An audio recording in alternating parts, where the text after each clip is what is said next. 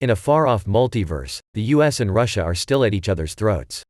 A full-blown war is not an option for both of them, so they have reverted to spying. However, the traditional spies have also become outdated and easy to catch.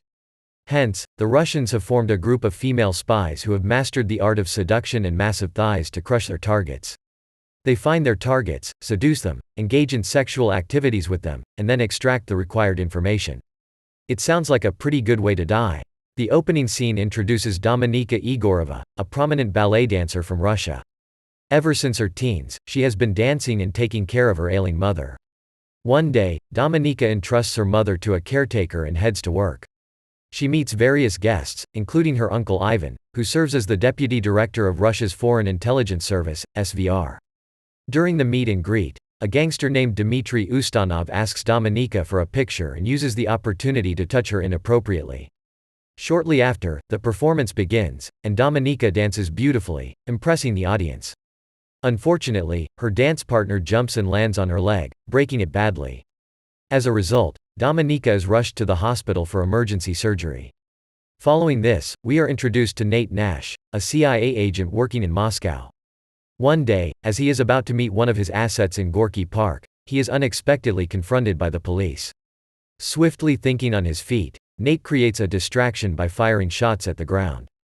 This ensures the safety of the Russian mole, codenamed Marble, who escapes without being identified. However, Nate is taken into custody by the authorities during the chaos. He is then escorted to the safety of the American embassy, where he meets his superiors. They inform him that Marble is safe, but he is to be deported back to the US due to his mistake. The next day, Ivan visits the director of the SVR and General Vladimir Korchnoi. They show him video footage of Nate's meeting in Gorky Park and explain that their primary interest lies in the unidentified individual. The scene then shifts back to Dominika, who wakes up in a hospital bed to discover that her leg is now encased in a metal frame. She is devastated when she realizes that she will never dance again. Months pass, but Dominika is still walking with the help of a cane. One day, Uncle Ivan visits her and reveals that her replacement has been found, which means that her workplace will no longer provide her with any benefits. Hence, he offers to help Dominika and asks her to come to him once she's ready. Before leaving, though, he hands her an envelope containing intimate pictures of her former dance partner and her replacement, as well as a recording of their conversation, which implies that her partner intentionally caused the accident so that his girlfriend could take her place. This revelation angers Dominika, so she goes straight to the theater to keep an eye on her former partner and his girlfriend. After watching them practice, she follows them to the steam room, where they start making out. In a fit of rage, Dominika attacks them with her cane, exacting her vengeance. On her way back, she stops by a phone booth and reports the incident as an accident. Whoopsie. After this, Dominika, now with her career in ruins, turns to her uncle for help. He agrees to assist her but only if she returns the favor. The SVR is interested in gaining more information on the gangster from earlier, Dmitry, so he asks Dominika to befriend him and earn his trust using her feminine charms. Though hesitant, Dominika has no other choice as her mother's medical expenses are too high. That night, Dominika goes to the hotel where Dmitry is staying, dressed beautifully, and heads to the bar to catch his eye. As she expected, Dmitry approaches her and asks how he can assist her. She expresses her desire to feel special once again, and they proceed to a private room, leaving Dmitry's guards outside. After a while, he asks her to undress, and they engage in intimate activities. But right then, a person wearing a black helmet enters the room and murders Dmitry. The intruder then throws a coat at Dominika to cover her bloodied body and rescues her through the back door. The man turns out to be an SVR agent named Konstantin, sent by Ivan. Soon after, Ivan comes to Dominika and presents her with a choice: either become an SVR operative or face execution for witnessing Dmitry's murder. As expected, she chooses to work for them. Following this, Dominika is enrolled in the harsh and rigorous State School 4, which specializes in training Sparrows, SVR operatives skilled in using sexpionage to seduce their targets. I'm sorry. That was awesome. Upon her arrival, she is greeted by Matron, the headmistress of Sparrow, who gives her a new identity and leads her inside. The very next day, classes commence, and Matron delivers a speech on the current world chaos, emphasizing how Russia is the only country willing to make sacrifices to fix it. She also announces to the students that their bodies now belong to the state, and they are obligated to perform any task assigned to them. In the next scene, Nate meets with a CIA panel who decides to suspend him for his blunder in Russia. However, Nate argues that he has worked with Marble for years and that nobody else can be trusted. His plea is eventually taken into consideration, and he is given a second chance to redeem himself. Nate is then assigned to the nearest city, Budapest, to re-establish contact with Marble. But unknown to them, their every move is being monitored by the SVR. Back in State School 4, Matron teaches the Sparrows how to identify what their target wants. She displays several images on TV and asks them to identify their desires. The first one is incorrectly answered by an arrogant student named Victor, and Dominika corrects him, making him the laughingstock in front of everyone. Another female student correctly guesses the second image and is summoned to the front of the class. In order to satisfy a guy, the girl gets down on her knees. However, she is unable to do so. The following day, the students are asked to welcome a troop of soldiers who have recently returned from combat. Dominika selects a young man and takes him to a private room where she pleases him. Later, the performance is observed by Matron and the other students. Matron comments on Dominika's performance, saying that her technique was good, but she still hasn't learned to give herself up. After class, as Dominika is taking a shower, Victor comes from behind and tries to assault her, but she bravely defends herself by hitting him with a water tap. This incident causes a huge uproar, and General Vladimir himself arrives at the school to investigate. He asks Dominika why she did it, to which she responds that she serves the state, not her fellow students. In the next class, Dominika is called to the front by Matron while Vladimir watches through a CCTV camera. Matron presents a picture of Victor and asks Dominika to identify his desires. Just then, Victor is brought into the room, and Matron orders Dominika to give him what he wants. Our protagonist undresses herself and sits on the table with her legs open, encouraging him to take her. However, Victor, still terrified from the earlier incident, leaves without even touching her. Dominika then answers Matron's question that he wants power. This impresses Vladimir, so he assigns her to a mission in Budapest. Her job is to gain Nate's trust and reveal Marble's identity. Maybe emasculate a few more assholes while you're at it. Agreeing to the mission, Dominika travels to Budapest and shares accommodation with a fellow Sparrow, Marta, under the supervision of SVR station chief Maxim Volantov. She then begins following Nate and goes to the same swimming pool he frequents. She intentionally bumps into him and has a brief chat, pretending to be a translator for the embassy. The next day, Dominika heads to the swimming pool but doesn't find Nate there. Furthermore, she learns that her ID is missing. It turns out that Nate has already figured out that she's a Russian spy trying to uncover Marble's identity.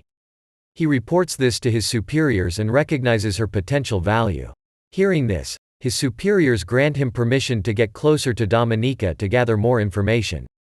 Later, Dominika visits the embassy and discovers Marta talking with an American politician named Stephanie Busha.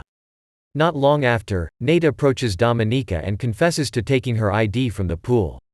Upon realizing that he's aware of her mission, she reveals her true intentions. The two then have a short conversation and agree to meet for dinner the following day. Afterwards, Dominika returns to her apartment and searches Marta's room, where she discovers that Marta has been tasked with buying confidential information from Stephanie. The next day after work, she tails the station chief, Maxim, to a bar and requests him to provide her more time by sending a favorable report to Moscow. In order to make him do so, Dominika provokes him into hitting her. Now that his act is caught on camera, she blackmails him into sending a better report, or else she'll turn him into the police. Meanwhile, Nate is waiting for her at the restaurant, but when she doesn't show up for a long time, he leaves, assuming that she ditched him. Unbeknownst to him, Dominika follows him to his place. She rings the doorbell, and he covertly lets her in. Nate frantically inquires how she found his place, and Dominika turns up the TV volume to ensure that they can't be overheard before asking him about what happened in Gorky Park. After receiving the answer, she kisses him, but he stops her midway and asks her to go home. The following day, Dominika receives an unexpected visit from Ivan, who wants to check on her progress with Nate. Feeling pressured to buy more time, she makes up a lie and tells him that she's also working on Stephanie's case with Marta but will require additional funding. Ivan gives it some thought and decides to leave for now. While getting his coat, Dominika manages to sneak a look at his passport to gather intel on him. Later that evening, Dominika returns home to find Martha's lifeless body in the bathtub. Before she can even comprehend what happened, Konstantin, the same SVR agent from earlier, appears from behind and grabs her by the neck. He then explains that this is what happens to those who share secrets. Meanwhile, Nate informs his superiors about Marble's new message, which confirms that Dominika is a Sparrow. Although his superiors view her as a threat, Nate believes that she's still recruitable. The next evening, he brings Dominika to her apartment and admits that he knows her real identity. Dominika, in turn, reveals her story, emphasizing that her only concern is her mother's safety. Nate then offers her a deal to become a double agent for him, promising her protection in return. After thinking it over, Dominika asks if she can trust him. He assures her that she can, and the two end up becoming one. In the morning, Dominika meets with Nate's superiors, who subject her to a lie detector test to assess her reliability. Is this film a poorly cobbled together spy story that's using your body to sell tickets? Yes. She's telling the truth, sir. When she passes the test, she asks for money, claiming that she can buy them information from Stephanie Busha. On Friday, Dominika travels to London with Maxim to meet Stephanie and execute the transaction. She stays in a hotel room that the CIA has specially prepared for her, with security cameras and a set of discs hidden under a desk, which she can swap for the real ones later. Shortly after, Stephanie arrives at the hotel, and Dominika approaches her, claiming that she was sent by Marta. Once Stephanie is convinced, she hands over the discs in exchange for the money. Dominika pretends to authenticate the discs, but in reality, she switches them with the fake ones. After the deal, Stephanie realizes that she's being monitored by American intelligence agents.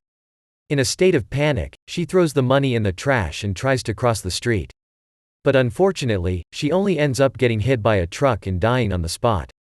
Guess she should have looked both ways. Russian agents watching the whole incident assume that their mission has been compromised.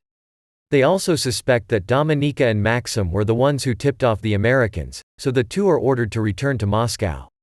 Upon their arrival, Ivan seizes the discs and apprehends both Dominika and Nate. Despite their protests of innocence, they endure excruciating torture for days, and Maxim is even executed. However, Dominika remains adamant in her denial of involvement with the Americans.